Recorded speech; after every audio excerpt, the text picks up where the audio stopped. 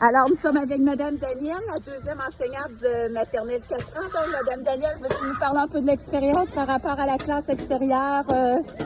Tout ça, je te laisse aller. Parfait. Alors, bonjour. J'ai été plusieurs années en maternelle 5 ans. Et puis, ce que je trouvais souvent, c'est qu'on n'avait pas le temps de travailler, ce qui est essentiel, la motricité globale. Et là, maintenant, à 4 ans, c'est notre priorité, je dirais.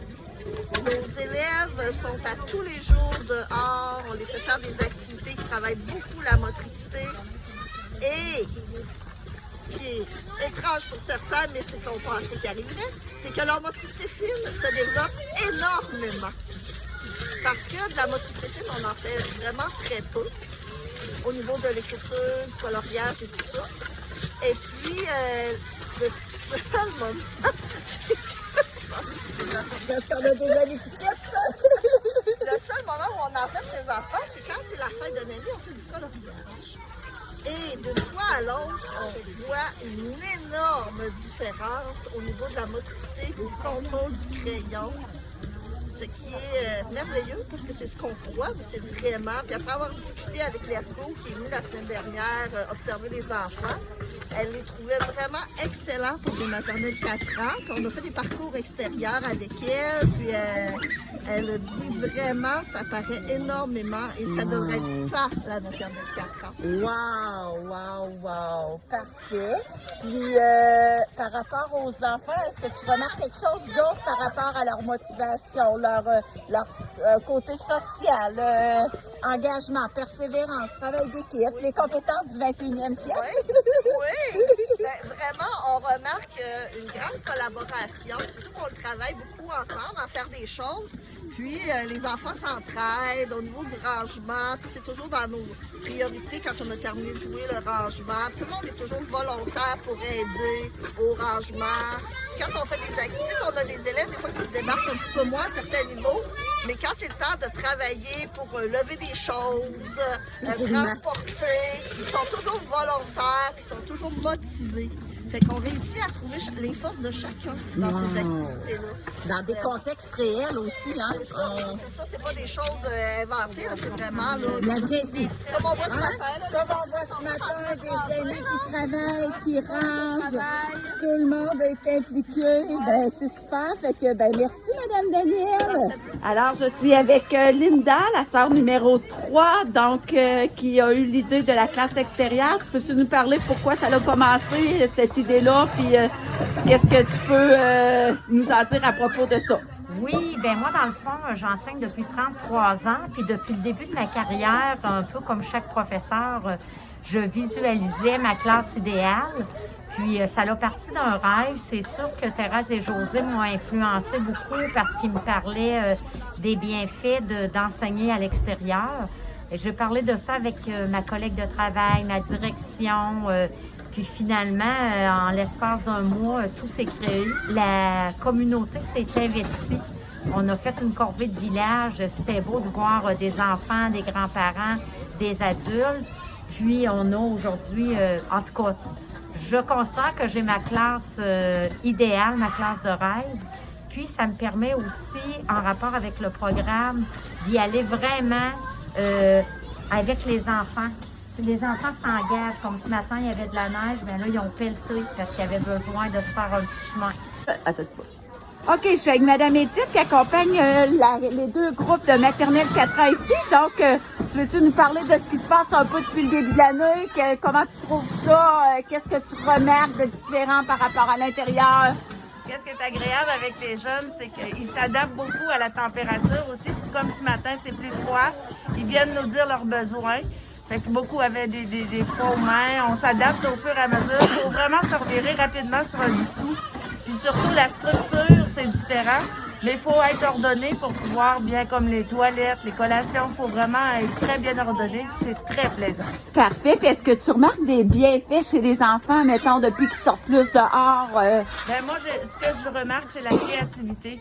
Au niveau là, des jeux, là, habituellement, tu donnes une pelle à un enfant, il sait comme pas trop quoi faire avec, mais nous, les nôtres, là, ils l'exploitent au maximum. C'est vraiment agréable. Parfait. Donc, beaucoup de créativité. Puis au niveau social, tout ça, est-ce que dynamique de groupe? Oui, les échanges, puis je dirais que le partage aussi, parce qu'à ces âges-là, des fois 4 ans, le partage, c'est plus difficile.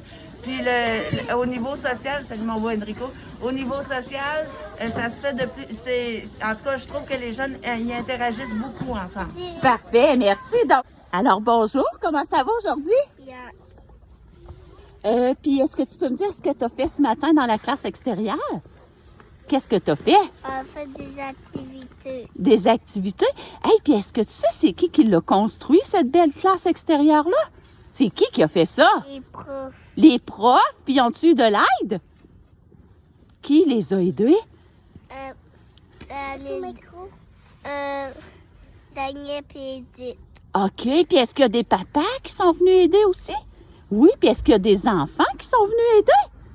Oui. Qui est venu? Y en a-tu ici qui sont venus construire la... Toi, t'es venu la construire, toi aussi? Qu'est-ce que t'as fait pendant la construction? Explique-nous ce que t'as fait. Puis la chaise. T'as construit une chaise? Combien tu penses que ça l'a coûté faire la classe extérieure?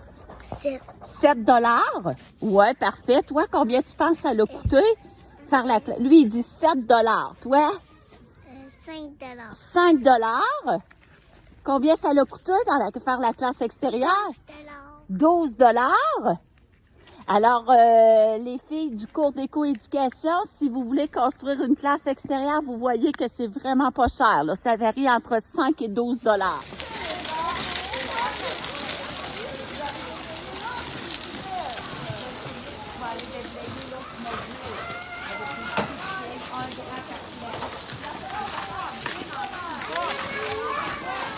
Alors, comme on peut le constater, il y a beaucoup d'actions ce matin dans la classe extérieure. Plusieurs amis ont chacun leur tâche. Travaillent fort à déneiger les aménagements.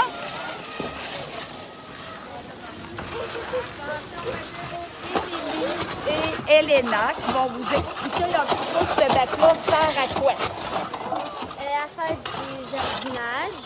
Parfait. Qu'est-ce qui va se pousser ici, là? On va faire quoi? On va pousser des fines herbes. Des fines herbes. Ensuite de ça, y a d'autres choses qu'on va faire pousser?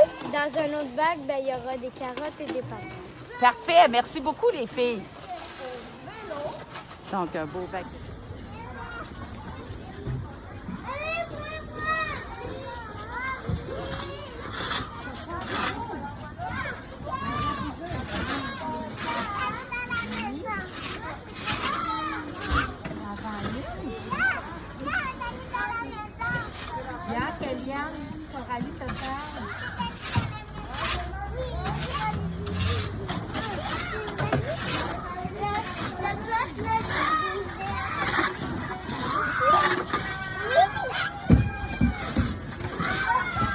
Ouais, trop.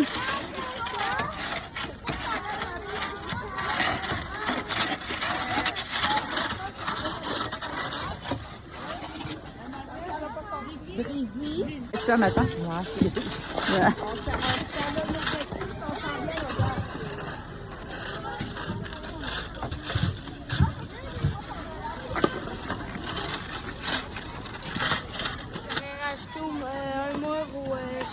Un mur au chalet pour être plus un mur qu'une porte. Pourquoi? Pour être plus à l'abri. Ça va être plus à l'abri l'hiver. OK, ici j'ai deux amis. Les amis, qui vous pensez qui vivent ici la nuit? Des coyotes. Puis toi, qu'est-ce qui vit ici la nuit dans la classe? C'est qui vit dans les petites cabanes la nuit? Des écureuils. Des écureuils! C'est vous savez top. pas ça qu'il y avait des écureuils, des coyotes qui vivaient la nuit ici? Fait que là, vous vous en allez à quel jour, les amis? Au père. Au Pelle, d'accord. Alors, Dwayne, est-ce que tu peux me dire qu'est-ce que tu es venu faire ici avec Madame Linda? Venez serrer ma bouée. T'es venu serrer ta brouette? C'est important de ranger les jouets? Oui. Oui, pourquoi c'est important? Pourquoi on les laisse pas dehors? Ça serait plus facile? Non, on va se les faire voler. Ah, OK, c'est une bonne idée de bien les ranger. Puis ce sont les adultes ou les enfants qui ramassent le matériel? C'est les enfants qui Mais- ramassent. Êtes-vous assez fort pour faire ça? Oui. Ah, parfait. Puis toi, ce matin, qu'est-ce que t'as fait dehors? Creuser T'as creusé quoi? un trou. Un trou? Est-ce que t'as vu quelque chose dans le trou? C'était quoi?